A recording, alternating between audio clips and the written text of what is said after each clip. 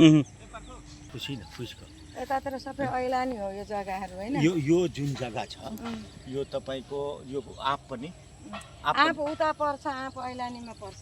यता नम्बरीको हो। यता आप पनि ऐलानी उता चाहिँ हाम्रो ससुराले रोप्नु भएको विष्णु मन्दिरलाई दिनलाई। अनि यहाँ जम्मा कतिवटा जग्गा यो लगभग एउटै प्लट छ। एउटा प्लटमा कति बिघा? त्यो हाइवेदेखि यहाँ यतासम्म जुन छ कति बिघा होला जग्गा? हाइवे यतातिर त मेरो जग्गा हैन यो ऐलानी जग्गा कति छ? 122 बिघा छ। 122 बिघा यो ऐलानी हो। हाम्रो 9 नम्बरमा पर्छ यो ऐलानी जग्गा। कञ्चनरूप नगरपालिका वडा नम्बर 9 मा पर्छ। ए हजुरको अलि परिचय दिदिनु न। मेरो नाम मुना पोखरेल, कञ्चनरूप नगरपालिकाको उपप्रमुख हुँ। मेरो घर यहाँ हाइवेमै हो। यो किताहरू सबै हामी 4 भाइको हो। हजुर। यता बाँकी चाहिँ ऐलानी जग्गाहरू छन्। अनि यो यहाँ अहिले चाहिँ अनि जस्तै मदन भण्डारी क्रिकेट हजुर हामी फुटबल हामीले चाहिँ त्यहाँनेर बनाएको छ। अहिले ठुलो ग्राउन्ड बनाएको छ। पहिलेको चाहिँ हाम्रो बसन्त दाइको पालामा चाहिँ निरु पोखरेलको पालामा चाहिँ हाम्रो त्यहाँ चाहिँ शिलान्यास गरेको थियो यतापट्टि। अनि त्यसको जाने बाटो पहिले यही हो, तर उताबाट विष्णु मन्दिरबाट पनि जान्छ। ए उताबाट पनि जान्छ। अनि यो चाहिँ मोहलीको जुन खोला छ यहाँ हेरिरहेको छु सुन्दरी खोला हो। ए यो सुन्दरी खोला हो। अनि खोला पा उता कृष्ण सबरनमा पर्छ। ए अनि यो सुन्दरी खोलाले कुनै असर गर्छ कि गर्दैन बाढीहरूमा? डुबान सुन्दरी खोलाले त अब बढी आएकोमा चाहिँ पहिले चाहिँ हाम्रो चाहिँ यो जति हाम्रो यताबाट फुटाएर यसरी विष्णु मन्दिरसम्म गयो पूर्व हानियो खोला। हजुर। त्यो हुनाले हाम्रो चाहिँ पछिबाट चाहिँ जति थियो उताको बाँकी रहेको जग्गाहरूको चाहिँ हामीहरू चाहिँ दर्ताहरू पहिले नै भइसकेको थियो। यता गर्न बाँकी हुँदाखेरि रोकियो। पछिबाट दाजुहरूले यो पनि गर्नुभयो। पछिबाट धेरै वर्षपछि यो गर्नुभएको छ हैन। यतातिर चाहिँ अब मैले देखे जति चाहिँ अब ऐलानी जग्गाहरू हो भन्ने कुरो अब 122 बिघा जग्गा छ हैन। अब यसमा हाम्रो चाहिँ सोचाइ धेरै ठुलो थियो। जस्तै हामीले चाहिँ फिल्डबुकमा नेपाल सरकारको नाममा छ। अब त्यो हेर्नुपर्छ बा कता किता काट गरेको छ अहिलेको हिसाबमा हैन। अनि यो सुन्दरी खोलाले वर्षायाममा यो जग्गालाई प्रभाव गर्छ? यो जग्गालाई अहिले चाहिँ यति बेला गरेको छैन यो बाँधले गर्दा। तर बढी पानी पनि आउँदैन। बढी पानी त ठुलो भेल आउँछ, खहरे खोला जस्तो सट्ट आउँछ सट्ट जान्छ हैन। अब अलिकति डर थियो हामीलाई। अहिले त्यो पोल बनाएनेरि चाहिँ त्यो पोल बनाउँदाखेरि अलिकति माटो खनिएको छ। त्यो पनि चाँडोभन्दा चाँडै त्यो सम्पन्न गरिदिनु हामीलाई चाहिँ अप्ठ्यारो पार्ला भोलिको लागि भनेर चाहिँ सोच बनाएको छ हैन। अनि यसको वाटर लेभल कति छ? पानी कतिमा आउँछ? कति फिटमा? हजुरको 70-80 मा आउँछ। ए 70-80 मा बोरिङ गरेपछि पानी गरेको छ। पानी कस्तो छ? पानी एकदम भन्ने कञ्चनरूप नगरपालिका भरिमा जाँच हुँदाखेरि चाहिँ हाम्रो जुन यो घर छ नि अहिले हजुर यहाँ चाहिँ पानी 1 नम्बर देखियो। 1 नम्बर। आर्सेनिकहरू छैन, आइरनहरू छैन? पनि छैन। हजुरको मिनी वाटर र त्यो पानी सँगसँगै राख्नुस्, एउटा पनि दब छैन हाम्रोमा। बरु हाम्रो पानी मिठो हुन्छ तर त्यो पानी दबमा। अनि यहाँनिर गुरुकुल आश्रम वैदिक सनातन शिक्षा कार्यक्रमको लागि यहाँको वातावरणमा कस्तो सहयोग आउँछ? अब सहयोग त अब म एक्लोले गरेर हुँदैन, सबैजनासँग सल्लाह लिनुपर्छ हैन। अब जस्तै मेरो दाजुहरू हुनुहुन्छ, जेठाजुहरू, हामी यहाँको जिम्मेदार पहिलेको। हजुर। सबै हाम्रै रहिखानेहरू पहिले थिए। अब अहिले त जिम्मेदार भन्न पनि पाइएन हैन। सबै सम्पन्न हुनुहुन्छ। अब हामीले सल्लाह गर्दा चाहिँ 2-4 जना चाहिँ राखेर सल्लाह गरेर अनि अगाडि कुनै पनि कामहरू अगाडि बढाउँदा जुन किनभने हाम्रो चाहिँ 122 बिघा जग्गा छ, त्यसलाई चाहिँ संरक्षण गर्न हामीले एउटा विकास गराउन हैन। विकासको लागि हामीले जस्तै म आफ्नै एउटा कल्पना थियो मेरो, म उपप्रमुख भयो भनेदेखि म एउटा त्यहाँ चाहिँ आश्रम बनाउँछु, झरनाहरू बनाउँछु, झरना बनाउँछु, यहाँ चाहिँ पोखरी बनाउँछु, यहाँ बरहट्टा बनाउँछु। जस्तै गाई बस्तु अहिले हामीले राजविराज पुग्नुपर्छ बाख्रा खसी किन्नलाई, म यहाँ बरहट्टा पनि बनाउँछु भन्ने कुरो गर्यो। अहिलेको सोचमा चाहिँ मेरो सोच गर्न सकिनँ किनभने मेरो राम्रो पर्नु भएन हैन। अब जङ्गली जनावरहरूको कतिको जात अब हामीलाई चाहिँ यो यहाँ चाहिँ हाम्रो यो जुन एरिया छ हाम्रो जति पनि यहाँ अहिले हजारौँ बिघा जग्गा छ। हाम्रो 4 भाइ ससुराहरूको छोराहरू हुनुहुन्छ। हजारौँ बिघा जग्गा छ यहाँ यो भित्र यो एरियामा। हजुर। तर ऐलानी पनि लगाएर त्यसैमा जोडिन्छ भनेदेखि यसमा चाहिँ हात्ती घोडा केही आउँदैन। ए छ भने हाम्रो खरायो सरायो जरायो होला, हजुर। कहिलेकाहीँ यसो देखिन्छ होइन। त्यो त कुनै तर हात्ती आउँदाखेरि क्षति भनेको चाहिँ उता हुने हो धरमपुरतिर। धरमपुरतिर हजुर, हाम्रो यहाँ चाहिँ हात्ती साथी यो हाइवेको दक्षिणपट्टि चाहिँ हात्ती साथी कुनै चाहिँ जनावर आयो भने आउँदैन। पनि हजुरको उतातिर 10 नम्बर 4 नम्बरबाट निस्क्यो भने पनि उता हुन्छ, तर हाम्रोमा अहिले यतातिर चाहिँ आएको छैन। जुन यो सनातन कार्यक्रम र यसको लागि जुन यो अहिले यो जग्गाको भिजिट भयो अनि यो परियोजना चाहिँ यहाँनिर आउँदा तपाईँलाई कस्तो लागिरहेको छ यो सुनेर? अब परियोजना भन्न पनि पहिले हाम्रो त अब सबैजना बसेर पहिले हाम्रो सल्लाह हुनु पर्यो, अनि समिति बन्नु पर्यो। समिति बनेपछि परियोजनाको कुराहरू राख्नु पर्यो। हामीलाई कस्तो कस्तो परियोजना हामीलाई चाहिएको छ, विकास कसरी हाम्रो हुन्छ होइन। अब जग्गै मात्रै यति बिघा छ ऐलानी जग्गा भनेर हामीले चाहिँ नेपाल सरकारको जग्गा यति छ भनेर हामीले पक्रेर मात्रै बस्ने होइन। यो जग्गालाई पनि सदुपयोग गर्नुपर्छ, आय स्रोत ल्याउनुपर्छ। हाम्रो कञ्चनपुर नगरपालिकालाई पनि एउटा आय स्रोत हुन्छ होइन, 2 पैसा आउने बाटो हुन्छ भने खाली राख्नु र विकासको काममा अगाडि बढाउनु र हाम्रो कञ्चनपुरलाई चाहिँ एउटा पर्यटन क्षेत्र जस्तो बनाउँदाखेरि हामी त सबैजना खुसी नै हुन्छौँ नि। मेन कुरो हामीलाई बजेट छैन। बजेट भएको भए अब म उपमेयर भएर पनि बजेट माग्न गयो भने पनि महिला भनेर दिँदैन। वरिपरि कुनै बस्तीको समुदायको बस्ती पनि छ बसोबास? अब बसोबास त हाम्रो त यादव छन्, मण्डल छन्, शाह छन् होइन, सबै अलि परतिर छन्। कति किलोमिटर तर होला? हाम्रो यताको यो उसमा चाहिँ यादवहरू भन्नाले हाम्रो यही 1 किता पछाडि 1 किता पछाडि यादवहरू छन् भने यतातिर हजुरको डुमको समूह छ। डुमलाई यहाँ राख्न हामीलाई गरिदिनु उपमेयरज्यू भन्दै हुन्थ्यो। र उहाँ अब अरू चाहिँ बस्ती चाहिँ उहरूको छ, दलितहरूको छ, सरदारहरूको। मिलाएर वरिपरि सबै बस्ती छ, बसेको छ त्यहाँ छ अगाडि 400-500 घर छ होइन। अब हाम्रो यतातिर यो वडा नम्बर 9 पर्यो। हाम्रो वडा नम्बर 9 मा चाहिँ दलितहरू चाहिँ हजुरको 1560 छन्। हाम्रो चाहिँ उहरू चाहिँ जनजातिहरू चाहिँ अनि यो वडामा जस्तै अब हिन्दू धर्मावलम्बीहरूबाट कतिको जस्तै अब दलित भन्नुभयो, जनजाति भन्नुभयो, अनि धर्म परिवर्तन पनि हुने कामहरू यस्तो भएको छ अहिलेसम्म? हाम्रो 9 नम्बरमा खासै यस्तो अरू धर्मतिर जाँदैनन्। विष्णु मन्दिर छ हाम्रो आफ्नै, हामीले 1.5 बिघा दिएको छौँ विष्णु मन्दिरलाई। त्यो 1.5 बिघामा मन्दिरै छ। मैले पनि त्यहाँको डिपिआर पनि गरेको थिएँ, पर्यटन क्षेत्र बनाउनु पर्यो, राम्रोसँगले गर्नु पर्यो भनेर होइन।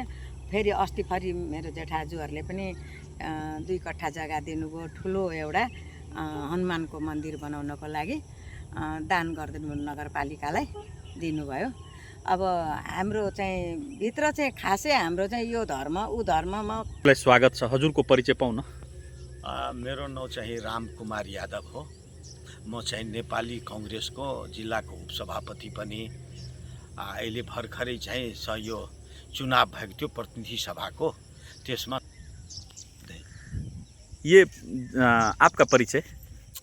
मेरा नाम रामकुमार यादव है और मैं अभी नेपाली कांग्रेस जो एनसी पार्टी है, जो डेमोक्रेट पार्टी, उस पार्टी का मैं ये जिला का वाइस प्रेसिडेंट भी अभी वर्तमान। और जब ये हमारा संघीय सांसद के जब चुनाव हुआ था उसमें हम 2 संघीय क्षेत्र नंबर 2 से जो यहाँ सदर मुकाम पड़ता है वहाँ से मैं अपना प्रतिनिधित्व भी अपने पार्टी से किए। आज जो हम यहाँ पर आए हैं इस सिलसिला में आए, जो हमारे पार्थो सरकार ने वहाँ पंडित जी से वो मुझे बात करवाया, लैब बात करवाया और बात इस हिसाब से करवाया। वो पंडित जी अपना लंदन, अमेरिका, हर एक देश में जैसी पूजा आज जो करवाते हैं वो अपना लैब से भी करवाते हैं, नेट से भी करवाते हैं। इसीलिए उन्होंने हमको क्या बोला, नेपाल में लगभग 90% मतलब 90% जो है हिंदुत्व का, 90-95% हिंदुत्व का बसोबास है। अगर हम लोग चाहते हैं जो वहाँ भी हिंदुत्व संरक्षण करने के लिए सो एक ठो गौशाला बनाए। कल के दिन में जो हिंदू संस्कृत पढ़ाई होता था विश्व में, आपको देखिए जो विश्व में सबसे पहले अगर विद्या का स्टार्टिंग हुआ तो वो संस्कृत से हुआ, और यही संस्कृत से नेपाली भाषा भी अनुवाद हुआ, हिंदी भी हुआ, अंग्रेजी भी हुआ, या मान लीजिए जापानीज भी हुआ। इसीलिए विश्व में सबसे पुराना भाषा जो संस्कृत है, और वही संस्कृत का जो है मान लीजिए सनातन हिंदू धर्म। तो आप भी जो है हमारे नेपाल में इतना भी हिंदू रहते हुए भी अभी संस्कृत पढ़ाई खत्म हो गया। तो इसलिए पंडित जी ने हमको बोले इसको कैसे मान लीजिए संचालन किया जाए, कैसे मान लीजिए समाज में हिंदुत्व को प्रचार किया जाए, कैसे हिंदू धर्म अच्छा रहेगा, और कैसे मान लीजिए हिंदू धर्म पर मान लीजिए को आस्था रहेगा। तो हमने उनको क्या सलाह दिए, जो अभी हमारे नेपाल में बहुतों ऐसे युवा लोग हैं जो उसका माँ बाप नहीं है, बहुत गरीबी से अवस्था से गुजर रहा है, वो लोग शिक्षा प्राप्त नहीं कर पा रहा है। इसलिए वैसे वैसे विद्यार्थी को अपना मान लीजिए 50 से 200 को एक ठो टीम बनाकर, एक ठो पाठशाला बनाकर, और वही पाठशाला में उसको मान लीजिए संस्कृत पढ़ाए, और ये जो अपना सनातन हिंदू धर्म के बारे में उनको मान लीजिए पढ़ा लिखा कर, और उसको जो है समाज में अपना हर एक ठाव में जाकर अगर प्रशिक्षित करे, उससे जो है हमको लगता है आज हमारे गांव घर में पूजा पाठ जो सनातन हिंदू धर्म से जो मान लीजिए करवाते हैं, हम लोग सत्यनारायण भगवान की पूजा करवाते हैं, आपको दुर्गा माता का करते हैं, या माता मान लीजिए सरस्वती भगवती या शिव जी का, जो हम लोग हिंदू सनातन में जो आते हैं कर्मकांड, ये भी पूजा करने वाले आदमी सब लुप्त हो रहा है। इसलिए आज धर्म पर मान लीजिए थोड़ा आदमी को विश्वास घट रहा है। अगर इस हिसाब से एक ठो गौशाला बनवा कर, और ये गौशाला में जो अपना दूध डेयरी सब उत्पादन होगा, उसी को हम लोग विदेश भी निर्यात करके उसका जो बेनिफिट है, वो बेनिफिट से हम लोग मान लीजिए गरीब बच्चे लोग को यहाँ उसको खाना पीना, बैठने के लिए और पढ़ने लिखने के लिए, शिक्षा के लिए, संस्कृत को मान लीजिए उसको पढ़ाई लिखाई अगर मान लीजिए ये सब चीज़ सब अगर आगाड़ी बढ़े, तो हमको लगता है जो हमारे धर्म में जो सनातन हिंदू धर्म जो है, कोई भी कितना भी प्रलोभन देगा तो वो प्रलोभन में नहीं पड़ेगा। आज देखते हैं जो बहुत क्रिश्चियन सब आते हैं, बहुत मान लीजिए धर्म सब प्रचार करते हैं, लेकिन लोभ लालच में उसको मान लीजिए बुद्धि नहीं होने के कारण से आज हिंदू धर्म जो है खतरा में पड़ रहा है। लेकिन इस स्टाइल से, इस शिक्षा को आगे बढ़ाने से हमको क्या लगता है, जो पैसा एक तरफ रख दीजिए, और ये सनातन हिंदू धर्म का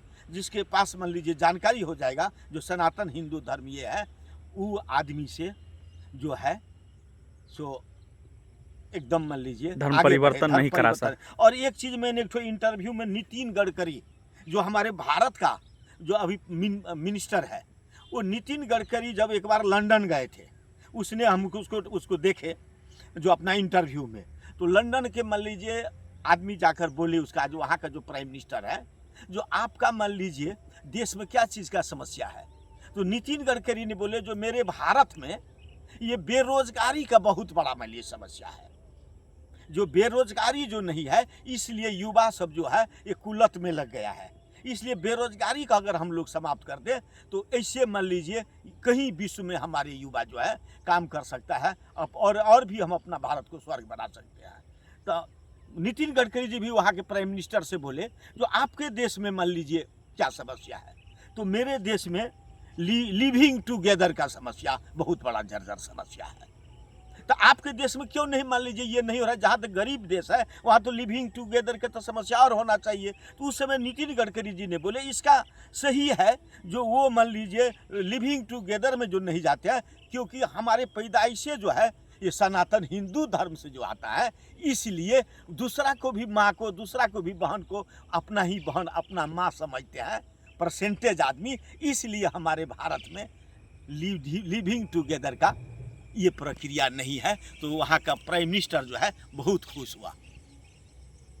यानी सनातन धर्म की संरक्षण होनी चाहिए, और उसके लिए जो है यहाँ पे अभी जो कंचनरूप नगर पालिका वाड़ा नंबर 9 स्थित जो 122 बीघा ज़मीन जो अभी यहाँ पे सर्वे हो रही है, कंचनरूप नगर पालिका के हम लोग के आदरणीय उप प्रमुख जी के साथ में जो है हम लोग जो यहाँ पे अभी आए हैं विजिट करने के लिए, तो ये जगह जो है यहाँ के सांस्कृतिक वातावरण, पर्यावरण और यहाँ के जलवायु मौसम के हिसाब से ये क्या उपयुक्त ठहरेंगे, ये जो आप अभी जितने सारे परियोजना बताए हैं यहाँ पे संचालन के लिए, यहाँ पे क्या है इनका अवस्था?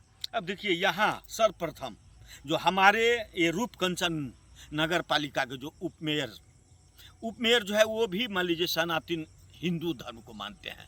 वैसे जात से मुन्ना पोखरेल है, पोखरेल ब्राह्मण होता है, ब्राह्मण में भी मान लीजिए उच्च कोटि का।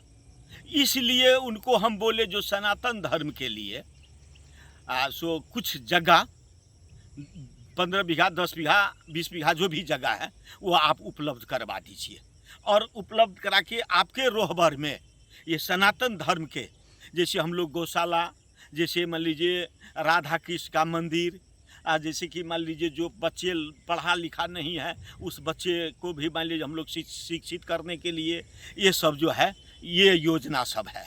तो हमारे उपमेयर जी जो है मुन्ना पोखरेल जी बहुत खुश हुए, इसलिए खुश हुए जो वो भी सनातन हिंदू धर्म, हमारा पूर्वज लोग भी यही धर्म को मानते हैं, दूसरा धर्म की तरफ हम गए भी नहीं है। और मैं अपना खुद ज़मीन में वो इतना मान लीजिए हिंदुत्व प्रति आस्था रखते हैं, जो जहाँ ऐलानी ज़मीन है उसके आगे ठक अपना निजी मान लीजिए संपत्ति और उसी जगह अपना निजी बजट से राधा कृष्ण जी का मंदिर बनवा रहे हैं, दुर्गा मंदिर बनवा रहे हैं। इसलिए उनको बहुत आस्था हुआ।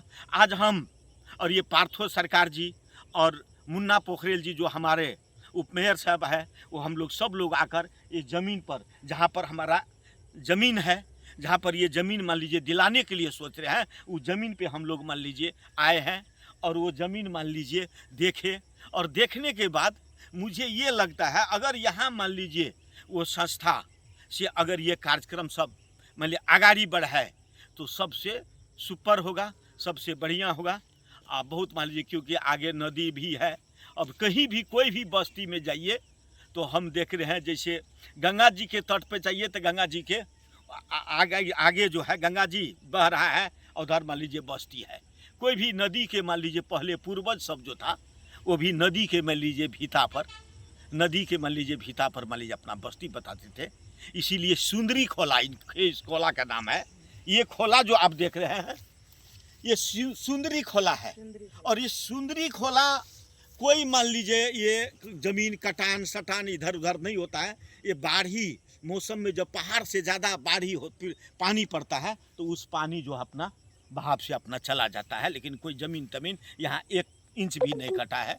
इसलिए मुझे यही लगा अगर ये जगह हमारे उपमेयर जी ने बोले, जो मैं यहाँ के जो वार्ड अध्यक्ष है उससे भी बात करेंगे, हम अपना मान लीजिए टीम है, मेयर है, उससे भी बात कर और ये सारा मान लीजिए हमारे मान लीजिए अपना बड़े भाई लोग भी है, अपना बहुत मान लीजिए इनके परिवार में न्यायाधीश लोग भी है, ये सब से हम सलाह विचार करके और ये जगह मान लीजिए कोई गलत काम के लिए आप लोग नहीं आए हैं, आप लोग सनातन हिंदू धर्म के लिए आए हैं। इसलिए ये जैसे भी जो भी करना पड़ेगा ये जगह हम उपलब्ध कराएंगे। अब आगे जो है हमारे पंडित जी है, अगर वो पंडित जी कम से कम मान लीजिए आकर यहाँ एक बार निरीक्षण करके हम मान लीजिए उपमेयर मुन्ना पोखरेल जी से भी मिलवाएंगे और मिलाकर उनको अगर मान लीजिए जगह ठीक है, सही है, तो हमारे हिसाब से यहाँ काम करने के लिए, यहाँ मान लीजिए अपना सनातन हिंदू धर्म को मान लीजिए बढ़ाने के लिए, प्रशिक्षित करने के लिए, गौशाला खोलने के लिए, अपना मंदिर बनाने के लिए ये बहुत उपयुक्त जगह है। यहाँ पर लगभग 122 बीघा ज़मीन है, जो 122 बीघा में हम लोग कितना मान लीजिए अपना मान लीजिए सनातन हिंदू धर्म के लिए कितना ज़मीन को आवश्यकता पड़ेगा वो सब देने के लिए तैयार है। और आकर निरीक्षण करें और ये मान लीजिए ज़मीन को हम लोग कार्य को आगाड़ी बढ़ाए, यही हमारा शुभकामना है। धन्यवाद।